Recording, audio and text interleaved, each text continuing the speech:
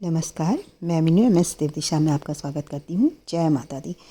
नवरात्र के 5वें दिन पंचमी माँ स्कंद माता की पूजा की जाती है, जो भगवान कार्तिकेय स्कंद की माता है। इस दिन का विशेष महत्व मातृत्व, वात्सल्य और संरक्षण यानी प्रोटेक्शन का प्रतीक माना जाता है। और देवी के 5वें दिन की मुख्य विशेषताएं मैं आपको बताऊंगी। और वीडियो अगर आपको पसंद आया है तो लाइक करें, शेयर करें और सब्सक्राइब करें और कमेंट्स में जय माता दी जरूर लिखें और वीडियो के अंत तक जरूर रहिए। देवी का रूप मैं आपको बताऊंगी। पहला, देवी का रूप माँ स्कंद माता का स्वरूप बेहद शांत और करुणामयी है। वे कमल के आसन पर विराजमान है, इसलिए उन्हें पद्मासना भी कहा जाता है। गोद में कार्तिकेय जी हैं और वे अपनी गोद में बाल रूप में भगवान कार्तिक को धारण करती हैं, जो ज्ञान और वीरता के प्रतीक हैं। पूजा का महत्व आज ये है कि इस दिन पूजा करने से भक्तों को संतान, सुख, बुद्धि और सुख समृद्धि की प्राप्ति होती है। और कैसे करना है संकल्प मैं आगे वीडियो में बताऊंगी। और आपकी जो भी मनोकामना है, यानी अगर आपको बालक भी चाहिए या संतान की प्राप्ति के लिए कुछ आपको संकल्प करना है, वो भी मैं आपको आगे वीडियो में बताऊंगी किस तरह से हमको करना है और क्या करना है। तो हरा रंग 5वें दिन के लिए हरा रंग बहुत शुभ माना जाता है, जो विकास और ग्रोथ और संतुलन बैलेंस का प्रतीक है। और माता जी को केले का भोग लगाना अत्यंत शुभ माना जाता है। और माता जी का मंत्र जो है ओम देवी स्कंद माताये नमः, इसका जाप करने से हमारी सभी मनोकामनाएं पूर्ण होती हैं। तो क्या स्कंद माता जी की पूजा के बारे में आप जो है, मैं जो भी आगे वीडियो है उसमें आपको सब कुछ जानकारी दूंगी, तो आप वीडियो के अंत तक जरूर रहिएगा। इस दिन अगर आप सुबह ब्रह्म मुहूर्त में उठकर स्नान करें, माता की प्रतिमा को स्थापित कर गंगा जल से शुद्ध करें और माता रानी को केले का भोग विशेष रूप से लगाया जाता है, जैसा कि मैंने आपको बताया। क्योंकि विशेषतः पीले रंग से माता जी बहुत खुश होती हैं। इस दिन पीला या लाल रंग पहनना बहुत शुभ माना जाता है और पीले रंग का ही केला होता है, इसलिए हम माता को केले का भोग अर्पित करते हैं।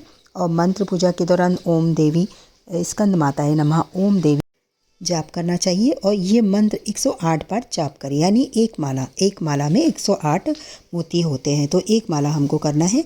और इसका विशेष उपाय ये है, जिन लोगों को संतान सुख में परेशानी आ रही है या पर संतान से ना होने से परेशान है, वे आज के दिन माता को केले का प्रसाद चढ़ाएं, तो इससे उनकी मनोकामना जरूर पूरी होगी।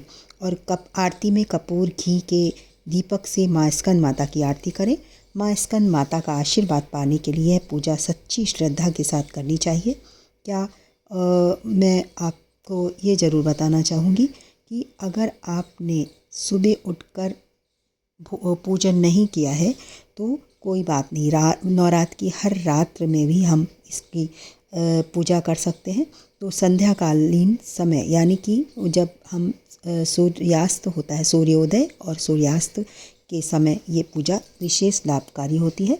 सूर्यास्त के समय अगर हम इस ओम देवी स्कंद माताये नमः का 108 बार जाप करते हैं और देसी घी का दीपक जलाकर, तो माता जल्दी प्रसन्न होती हैं और आपकी इच्छा पूरी होती है।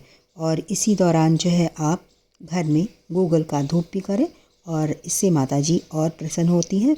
और उनकी स्कंद माता के स्वरूप या उनसे जुड़ी कथा के बारे में भी मैं आपको आगे बताऊंगी। माँ स्कंद माता की कथा मैं आपको सुना रही हूँ, इसको ज़रूर से सुनिएगा। और ये संध्या के कालीन समय अगर सुनिए तो आपको और लाभ होगा और आपको संतान की प्राप्ति होगी। पौराणिक कथा के अनुसार तारकासुर नामक एक राक्षस था। वह बहुत शक्तिशाली था और उसने तीनों लोकों में हाहाकार मचा रखा था। तारकासुर ने ब्रह्मा जी की कठोर तपस्या करके वरदान प्राप्त किया था। उसकी मृत्यु केवल भगवान शिव के पुत्र के हाथों ही हो सकती थी। चूँकि भगवान शिव ध्यान में लीन थे और वे विवाह नहीं करना चाहते थे, इसलिए तारकासुर को लगता था कि अब वह अमर है। लेकिन जब माँ पार्वती ने शिव जी को प्रसन्न कर उनसे विवाह किया, तब उनके पुत्र कार्तिकेय का जन्म हुआ। चूँकि कार्तिकेय को स्कंद के नाम से भी जाना जाता है और वे देवताओं के सेनापति बने, इसलिए देवताओं ने माता पार्वती से अपने पुत्र को युद्ध के लिए तैयार करने का आग्रह किया।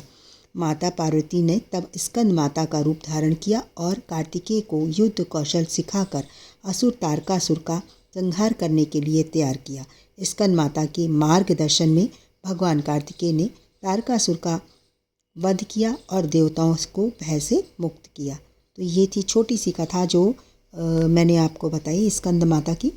और इसमें मैंने बताया भी संतान प्राप्ति और सुख के लिए ये पूजा सर्वोत्तम मानी जाती है। बुद्धि ज्ञान और एकाग्रता में वृद्धि होती है और नकारात्मक ऊर्जा दूर होती है, सकारात्मकता हमारे घर में आती है। इसी के साथ में जय माता दी जी।